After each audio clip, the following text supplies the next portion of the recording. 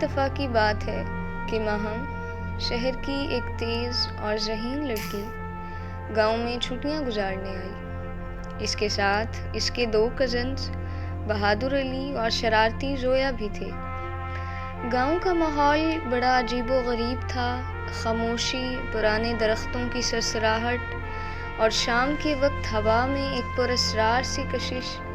لیکن سب سے زیادہ جو چیز انہیں متوجہ کرتی تھی وہ ایک پرانی خوفناک حویلی تھی جس کے بارے میں پورے گاؤں میں عجیب و غریب کہانیاں مشہور تھیں۔ گاؤں کے لوگ کہتے تھے کہ اس حویلی میں ایک چڑیل کا سایہ ہے جس کے ارد گرد کالے طوطے اور سنہری چڑیاں منڈلاتی رہتی ہیں۔ ایک شام جب گاؤں کے سب لوگ چائے پر جمع تھے، گاؤں کی بڑی اماں نے بتایا، اس حویلی میں جو بھی گیا وہ واپس نہیں آیا۔ بعض تو پاگل ہو کر لوٹے ہیں اور کچھ کبھی نہیں لوٹے۔ ماہم کی دلچسپی بڑھ گئی۔ کیا واقعی وہاں چڑیل رہتی ہے؟ بڑی اماں نے ایک پراسرار مسکراہٹ کے ساتھ سر ہلایا۔ کہا جاتا ہے کہ وہ ہر آنے والے کو قید کر لیتی ہے۔ اس کی جادوئی طاقت بہت خطرناک ہے۔ علی نے مسکرا کر کہا، کہانیاں ہیں یہ سب، ایسی کوئی چڑیل نہیں ہوتی۔ لیکن زویا نے خوفزدہ ہو کر ماہم کو دیکھتے ہوئے کہا، ہمیں اس سب میں نہیں پڑنا چاہیے۔ ماہم کے دل میں حویلی کا راز جاننے کا شدید تجسس پیدا ہو چکا تھا۔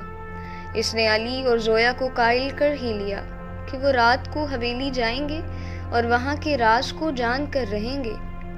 علی اور زویا نے کچھ ہچکچاہٹ کے بعد حامی بھر لی اور تینوں رات کے وقت چپکے سے حویلی کی طرف روانہ ہو گئے۔ جب وہ حویلی کی طرف جا رہے تھے تو راستے میں ہوا سے پتوں کی سرسراہٹ اور الو کی آوازیں ان کا راستہ روکنے لگیں۔ اچانک ان کے سامنے ایک پراسرار شخص نمودار ہوا جو کالے کپڑوں میں ملبوس تھا اور اس کے ہاتھ میں ایک چھوٹی سی جادوئی چھڑی تھی۔ یہ ملنگ بابا تھے جو گاؤں کے لوگوں کو ہمیشہ حویلی سے دور رہنے کی تلقین کرتے تھے۔ کدھر جا رہے ہو بچوں؟ ملنگ بابا نے گہری آواز میں پوچھا۔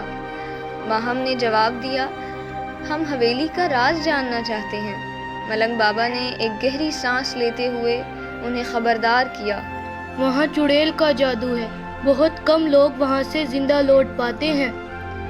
زویا نے خوف سے علی کو دیکھا مگر ماہم پیچھے ہٹنے والی نہیں تھی۔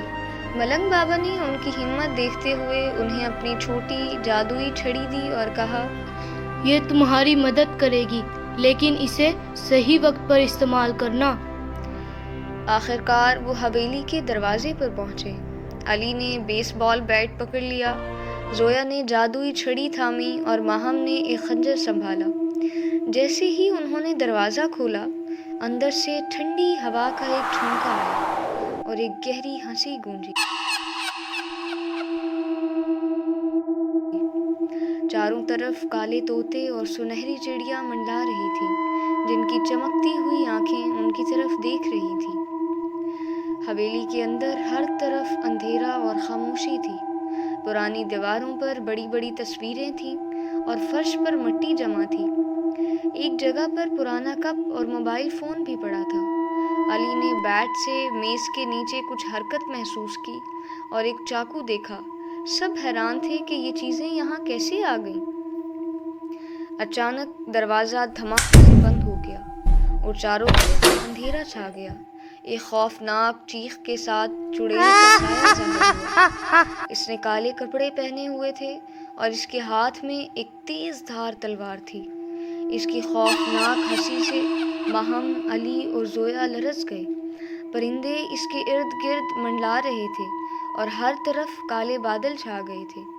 چڑیل نے اپنی جادوئی کلمات پڑھنے شروع کیے اور فضا میں کالے بادل چھا گئے۔ علی نے بہادری سے بیٹ سے پرندوں کو دور رکھنے کی کوشش کی اور زویا نے ملنگ بابا کی چھڑی کو چمکایا۔ چھڑی کی روشنی نے چڑیل کو پیچھے ہٹنے پر مجبور کر دیا۔ ماہم نے کہا، اگر ہم پرندوں کو آزاد کر دیں تو چڑیل کی طاقت ختم ہو جائے گی۔ زویا نے چھڑی سے سنہری چڑیا پر روشنی ڈالی۔ جسے چڑیا آزاد ہو گئی۔ پھر علی نے جلدی سے کالے طوطے کو آزاد کیا، اور جیسے ہی یہ پرندے آزاد ہوئے، چڑیل کی جادوئی طاقت کمزور ہونے لگی۔ چڑیل کی طاقت ختم ہونے کے ساتھ ہی حویلی کے ایک کونے میں ایک خفیہ دروازہ کھل گیا۔ اندر بے شمار خزانہ چمک رہا تھا۔ گاؤں کے لوگ جو سالوں سے خوف زدہ تھے، خوشی سے ان کا استقبال کے لیے موجود تھے۔ گاؤں واپس پہنچ کر سب نے ماہم، علی اور زویا کی بہادری کی تعریف کی۔ سیٹھ صاحب نے انعامات دیے اور گاؤں کی خواتین نے ان کے لیے مزیدار چائے اور جوس تیار کیا۔ ساسو ماں نے ان کی بہادری پر خوشی کا اظہار کیا اور انہیں ڈھیروں دعائیں دیں۔ اب حویلی کا خوف ہمیشہ کے لیے ختم ہو چکا تھا۔ پرندے آزاد تھے اور حویلی کی ویرانی میں روشنی کی کرنیں جھلکنے لگی تھیں۔ ماہم، علی اور زویا نے اس پراسرار تجربے کو کبھی نہیں بھلایا اور ہمیشہ اس مہم کو اپنی یادوں میں زندہ رکھا۔